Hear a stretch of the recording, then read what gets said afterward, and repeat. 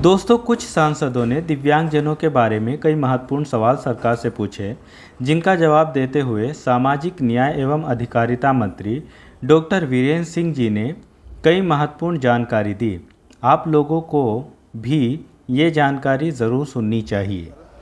दिव्यांगजनों के लिए यूडीआईडी कार्ड प्रक्रिया को मजबूत करने तथा देश में फर्जी दिव्यांग प्रमाण पत्र और फर्जी यूडीआईडी कार्ड जारी करने क्या कदम उठाया जा रहा है ताकि पात्र व्यक्तियों को उनका अधिकार मिल सके।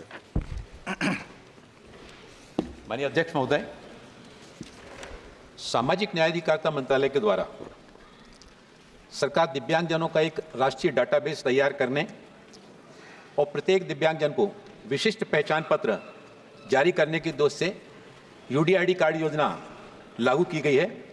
वर्ष 2017 में इसकी स्थापना के बाद से अभी तक सभी राज्यों और केंद्र शासित प्रदेशों के 783 जिलों में 1,12,22,237, जिसमें 74,24,110 पुरुष और 37,98,125 दिव्यांगजनों के यूडीआईडी के कार्ड बनाने का नया संस्करण 6 मई जो बनाए गए और 6 मई को नया संस्करण शुरू किया गया।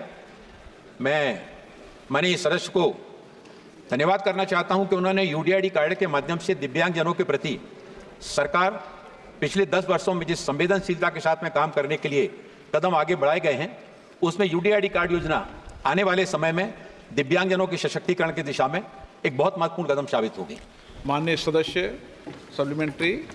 उड़ीसा राज्य के दिव्यांगजनों के पुनर्वास और आर्थिक सशक्तिकरण के लिए विभाग द्वारा क्या पहल की गई है तथा दिव्यांगजनों के लिए ओडिशा में कोई कौशल विकास केंद्र काम कर रहा है। ओडिशा में पिछले 24 वर्षों के अंतराल में कितने दिव्यांगजनों को सरकारी और गैर सरकारी संस्थाओं में नौकरी मिली है और बहुत से दिव्यांग खिलाड़ी हैं जो भारत का नाम बहुत से खेल में गौरवान्वित किए हैं।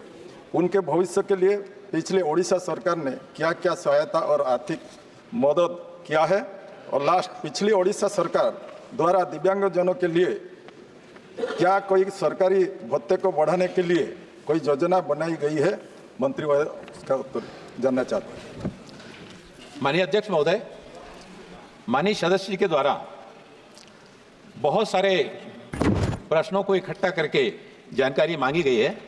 जहां तक उनके द्वारा उड़ीसा राज्य में दिव्यांगजनों के पुनर्वास और सशक्तिकरण के लिए बात की गई है, केंद्र सरकार के द्वारा दिव्यांगजनों के लिए पूरे देश में, देश के सभी राज्य, केंद्र शासित प्रदेश सभी में उनके कल्याण के लिए योजनाएं चलाई जा रही हैं।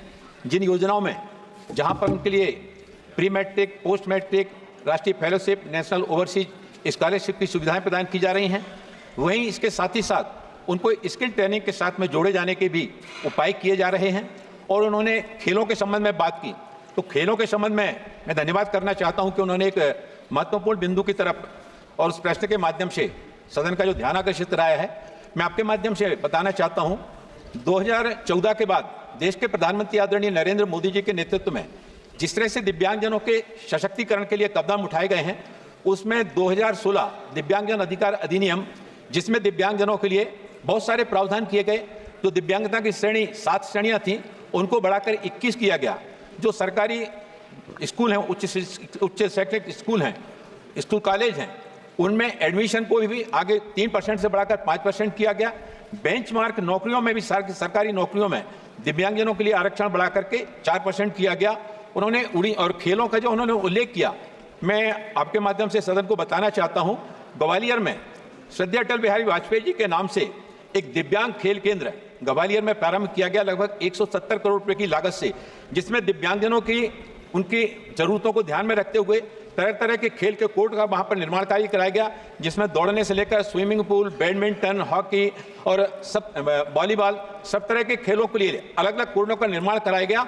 और यह देश का दिव्यांगजनों के लिए समर्पित पहला खेल केंद्र जो श्रद्धेय अटल बिहारी वाजपेयी जी के नाम से प्रारंभ किया गया है।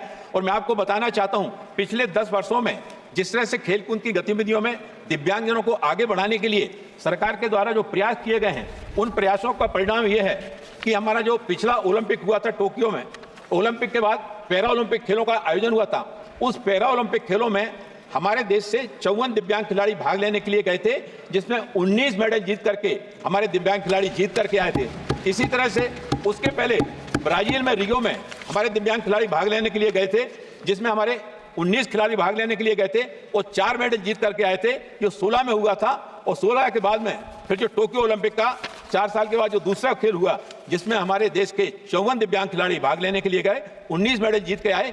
ये इस बात को बताता है कि आदरणीय प्रधानमंत्री नरेंद्र मोदी जी के नेतृत्व में सरकार दिव्यांगजनों के सर्वांगीण विकास के लिए पूरी तरह से समर्पित भावना के साथ में काम कर रही है।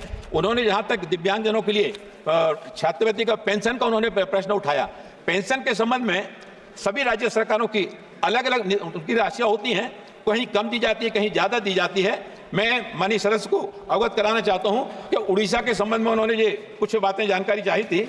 उड़ीसा राज्य के कटक में स्वामी विवेकानंद राष्ट्रीय पुनर्वास प्रशिक्षण और अनुसंधान संस्थान हमारा एक नेशनल इंस्टीट्यूट है, जिसमें रोगी उपचार के लिए 200 बिस्तर के अस्पताल की सुविधा है। और यह जो अस्पताल है, ये सर्जिकल सुधार की पेशकश करने वाला दिव्यांगजनों के लिए एक बड़ा अस्पताल है।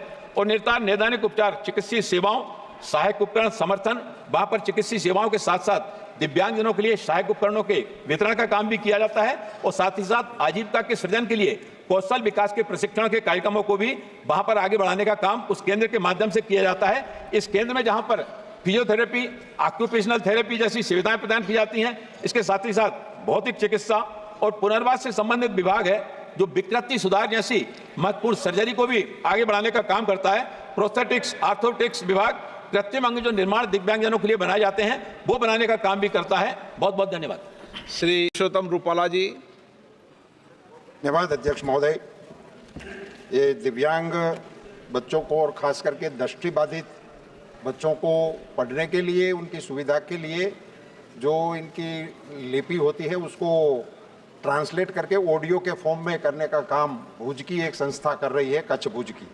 मैं माननीय मंत्री जी से आपके माध्यम से पूछना चाहता हूं कि जैसे दिव्यांग जनों की सेवा के लिए हमारे गुजरात की एक बहन मुक्ता बहन को पद्मश्री का अवार्ड देकर संवेदनशीलता का परिचय इस सरकार ने बताया है, इसके लिए इसको धन्यवाद देते हुए कहना चाहता हूं कि इस ऑडियो लाइब्रेरी को बढ़ावा देने की कोई योजना सरकार के इस विभाग के पास हो तो कृपया बताने का कष्ट करें। माननीय अध्यक्ष महोदय, माननीय सदस्य के द्वारा देश भर के हमारे इस तरह के जो दिव्यांगजन हैं, दिव्यांगता अलग अलग तरह की दिव्यांगता होती है, कोई बोल नहीं पाता है, कोई सुन नहीं पाता है, कुछ फिजिकली डिसेबल्ड होते हैं, उनके अलग अलग तरह की आवश्यकताओं को और दृष्टिबाधित दिव्यांगता का भी उन्होंने उल्लेख किया। ऑडियो विजुअल माध्यम से उनको गुजरात का उदाहरण भी उनके द्वारा दिया गया। सामाजिक न्याय अधिकारिता मंत्रालय का जो दिव्यांगजन सशक्तिकरण विभाग है, हमारे 9 संस्थान पूरे देश में काम कर रहे हैं।